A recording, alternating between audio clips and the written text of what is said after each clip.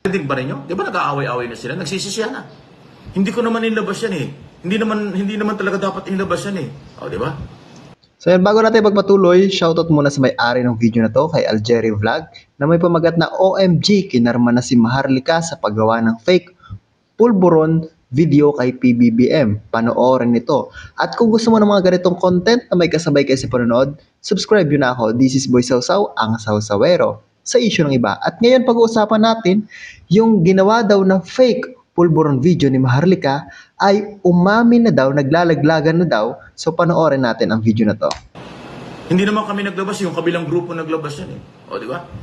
Doon sa video. Tapos ngayon, doon pa sa iso ng kalang rally-rally. Anong sabi ng kampo ni Duterte? Hindi naman sa amin yan eh. Guest na ako dyan pagka nagra-rally sila. Oo, ayan, nagsisisihan na. Nagtatanggihan na kung sino talaga, di ba? Wala talagang baho na hindi aalingasaw. So tuloy pa natin. Wow, may iwas na. Eh kayo yung umpisang gang, kayo nagmura, di ba? Tapos ngayon may iwas na. Kaya pa konti ng pa konti, hindi na alam ng mga iilang taga-suporta nyo kung sino susundin. Nagpaparali kayo, yung kabila ayaw. Bakit kaya may mga ganitong nangyayari sa bansang Pilipinas? So, hindi lang sa bansang Pilipinas, kundi sa buong mundo na rin, no? Na kapag ka may presidente, talagang mayroong gagawa at gagawa ng paraan, no, para mapatalsik ang nasa kapangyarihan. So, isa lang yung nakikita ko dyan kasi, dahil sa kapangyarihan at sa pera. Ba? Kasi kung yung mga tao na gustong maangkin o makuha yung kapangyarihan ng isang presidente, gagawa at gagawa talaga ng paraan yan para mapatalsik, para siraan yung namumuno, di po ba? Kasi ganyan eh, yan ang mahirap ka talaga kapag may presidente yung isang bansa. Unlike sa ibang bansa katulad na sa Thailand, sa Europe, na yung Thailand kasi halimbawa, Thailand ay wala siyang presidente, no? Ang meron lang ay hari. So, sa hari na yon, walang ibang mag-aangkin ng kapangyarihan kundi yung mga susunod pang mga henerasyon. So, naiiwasan nito yung pang-aagaw ng kapangyarihan ng ibang tao. Di po ba? Kasi ganito sa atin, na gustong-gustong angkinin yung kapangyarihan, yung pagiging leader, kaya ang gagawin na lamang ay sisiraan yung namumuno sa ating bansa. Di ba? Yun yung nakikita natin. O di kaya naman, gustong makapangkorap ng pera sa ating bansang Pilipinas. Kaya siguro, no, comment nga kayo sa comment section kung tama itong sasabihin ko sa inyo. Kaya mas maganda siguro talaga ay iisa na lamang yung magiging presidente o hari, di ba? Sa mga susunod pang mga henerasyon, yun na lang talaga yung pamilya na yun, na para maiwasan natin yung pag-aagawan ng mga kapangyarihan. Kasi nakikita ko, kaya lang naman nagkakagulo ang Pilipinas dahil sa mga ganitong pangyayari, di ba? Pang-aagaw ng mga kapangyarihan na yan, di ba? Kung wala ng mga agawin, hindi ka maninira ng namumuno, di ba? Anong sisirain mo dun? Alam naman natin na yung anak niya ang susunod pang magiging hari.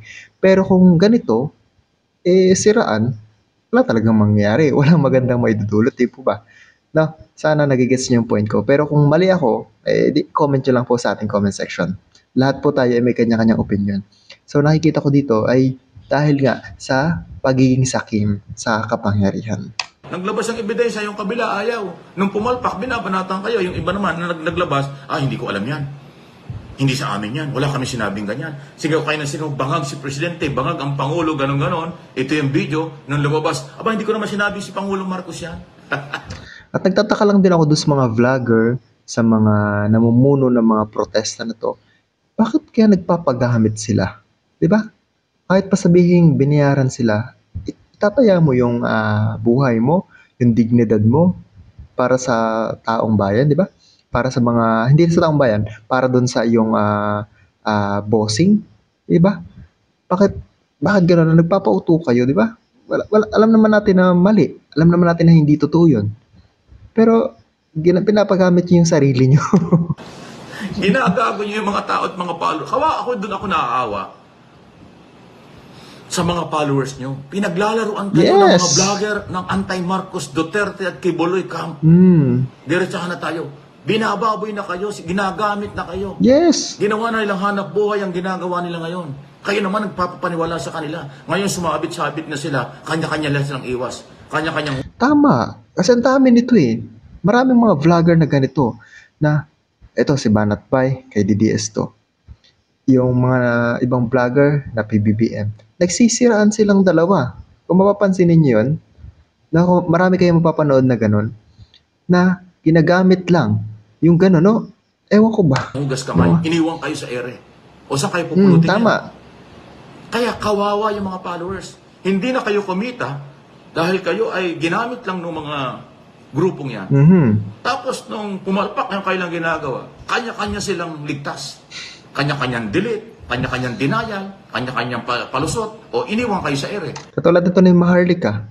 Di ba ito si Maharlika ay isang vlogger na pinagtatanggol niya si Duterte. Di ba? Ay kaya yung mga banat niya ay patungkol sa pagbabanat, paninira kay Marcos. Vlogger siya, pero anti-Marcos. Ewan ko ba? Yan ang sinasabi natin sa inyo. Alam nyo, yung mga bumabanat na yan, isa lang, dalawa lang naman ang gusto ng mga yan. Kumita. Mapwesto sa gobyerno, makabalik sa gobyerno. Yun lang naman eh. Yes. Wala naman silang agenda. Kaya sabi ko lang sa kanina na kapangyarihan ang gusto ng mga yan. Di ba? Sakim sa kapangyarihan. Kaya ganyan, may ginagamit at may nagpapagamit. Ito naman si Harry Roque, nagpagamit, di ba? At itong si Maharlika ay nagpagamit din. Ewan ko sa inyo. Babagsakin ng gobyerno para mag-take over sila. Yes, yan yung sinasabi ko sa inyo. Gusto nilang paupuin yung nag-aabandona sa typo na gusto nilang gawing presidente, yung pagbaha, umaalis ng bansa. Ganun ba? Saan tayo pupulutin? Si Pangulong Marcos nung bumaha, umikot ng umikot. Eto, wala akong kinakampihan ha. Kasi nung botohan, baka sabihin nyo, Marcos ako. Baka sabihin nyo, Duterte ako. Ito, wala akong kinakampihan. Kasi po, nung botohan, ayan, solid Duterte, Marcos po ako. Ngayon lang, nalulungkot lang ako ano nangyari sa bansang Pilipinas na yung dating akala ko magsasama magiging unit team na dalawang ito na gustong-gusto ko, Marcos Duterte, na magbabago ng bansang Pilipinas, nagkakagulo na silang dalawa. Nakakalungkot lang, di ba? Nakala mo dati, aalwan ng bansang Pilipinas, nakala mo dati, gagaan na ang buhay ng bansang Pilipinas, mawawalan na yung mga krimen, di ba?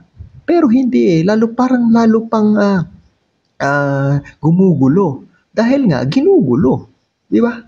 Wala namang nangyari sa panggugulo ninyo. Hanggang kahapon, nasa Quezon Province. From day one, ang Pangulo nagko-compress, nagbibigay ng instruction, inikot-ikot ng mga problema. Yun ang presidente. Ngayon, ang gusto niyo maging presidente, ipalit kay Pangulong Marcos, pag may kalamidad, pupunta ng Europe. Saan kayo pupulutin? Saan tayo pupulutin? Anong klase yan? Di ba? Kaya magagalit kayo. Bahala kayo. Magalit kayo sa buhay. Bahala kayo sa buhay nyo. Nagpapakatotoo lang. Dahil ang Mike Abby Opinion, independent itong channel na ito. Walang pakialam sa akin ng gobyerno, walang pakialam kahit na sinong politiko. At pag sila nakialam sa akin, babanatan ko pa. Diktahan nila ako, pakialaman nila ako, babanatan ko pa sila. Yan ang prinsipyo ko. Walang pwedeng makialam. I know my job. Alam ko ang ginagawa ko. Kaya ang Malacanang, kahit na sino, Senado, Kongreso, wala akong pakialam dyan. Yan, Pero tinutulungan ko sila dahil sila yung nasa gobyerno. At nakikita ko naman tama ang ginagawa.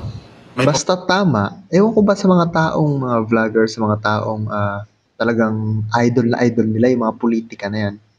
No? Alam nyo nang wala sa tama, wala na sa lugar, wala na sa ayos. Ewan ko ba, kampi pa kayo ng kampi sa mali. Di ba? Pagmamahal at malasakit sila. Okay lang yun. Pero yung utusan ako, diktahan ako, kung gagawin ko, never. Iiwanan ko sila pagka ganun. Yan ang prinsipyo natin. Dahil hindi ko naman gagawin ang aking mga sinasabi at ginagawa kung hindi ko inaaral at wala akong pinanguhugutan. Yun po yun. Hindi tayo katulad ng iba, puro kopya lang, kopya. Intriga, chismis. Wala yun. Ayaw ko ng chismis. Seryoso ang problema ng bansa. Seryoso ang problema ng mundo, lalo sa climate change. Malaking problema yung climate change. Yes. Di ba? Lahat ng usapin seryoso. Kaya mahirap ang buhay. Ngayon, naglalaro kayo, pinaglalaroan kayo, nagpapalaro kayo, papagamit kayo. Paggamit Diba? O talaga. yan, kayo ngayon.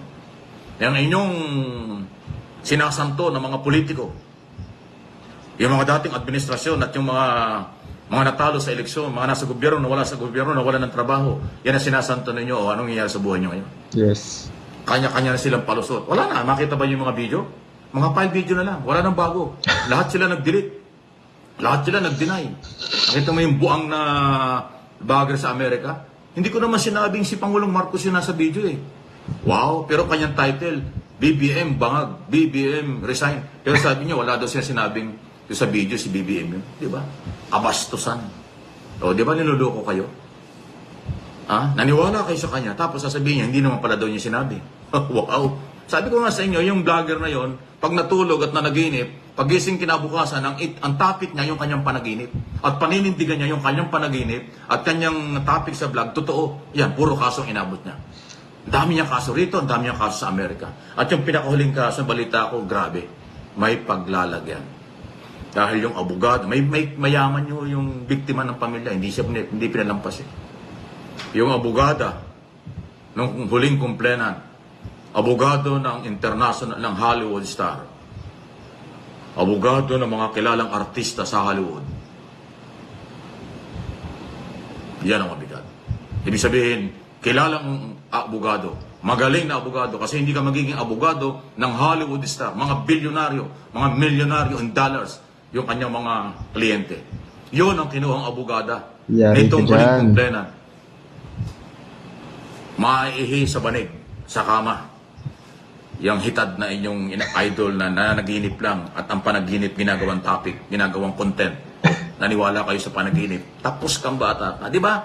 Di ba DJ Byron Music and TV, ang topic TV, yan. Nasa mabuhay ang mga vloggers na matitino, may malasakit, pagmamahal, libre, hindi nagpapabayad at hindi nagpapagamit. Marami yan. Kakaunti yung bayad at nagpapagamit. Halatang-halata mo naman. May nagkukumpas sa kanila. May producer, may director, may financer. Yun ho yung mga vlogger sa kabilang bakod. Pero yung mga maka-Marcos, maka-administration, pro-people, libre yan, voluntary yan. At masarap ang buhay. Kasi volunteer na tumutulong sa tao. Diba? Yes. Isa itong tumutulong. Si DJ Byron Music, Topic TV. Muntintinig, kamusta na? At iba pa, napakarami yung mga vlogger na matitino. Nagmamahal at nagmamalasakit sa bansa. Dito at sa Pilipinas. Dito at saka sa abroad. Yung mga kakunting mga vlogger na may ingay, nakala mo kung sino sila, gayang-gaya sa kanilang amo, nagdidikta, nag-uutos sa kala mo kung mga sino. Kakunti naman ang tao nila. Di ba? Yan. Okay? Ay, overtime na tayo. Sobra na. Mabuti na. Wala ko kasing pasok ngayon Sabado. 42 minutes na tayo. Grabe, sumobra ha. God is good all the time. Ulitin ko lang yung topic natin. Drug test, malaking patibong laban kay Pangulong Marcos. Paki-review nyo ang aking video ito. ICC, hindi na mapipigilan. Daliwanag ko ng lahat. Salamat po. God is good all the time. Lord save the Philippines. Pangalagaan po ninyo ang aking mga kababayan na mga Pilipino sa buong mundo, sa buong sanlibutan. Kayo po ang nagbibigay sa amin ng kalakasan, kapayapaan, pagtatagumpay, magandang kalusugan, at kaligtasan sa lahat ng pagsubok at araw at oras. Thank you, Lord. Napakabuti po ninyo sa lahat ng oras talaga. God is good all the time. Huwag natin kalimutan yan. See you this afternoon. Walang Holy Week. Anong Holy Week? Walang weekend, walang holiday. Itong ating mga balita, kaya tuloy-tuloy tayo. Like lang mo, share and subscribe. Salamat po. Doon sa mga nagpadala ng star-star, salamat ha. Salamat. Thank you po. Thank you. Dito, yun, sandali lang at tingnan natin, Christina Baker, yan, ha? Salamat po. Omas Katao, Teresita, salamat din po. Salamat po sa inyo. Iba, hindi ko nalampasan ko, hindi ko nakita kanina, Salamat po.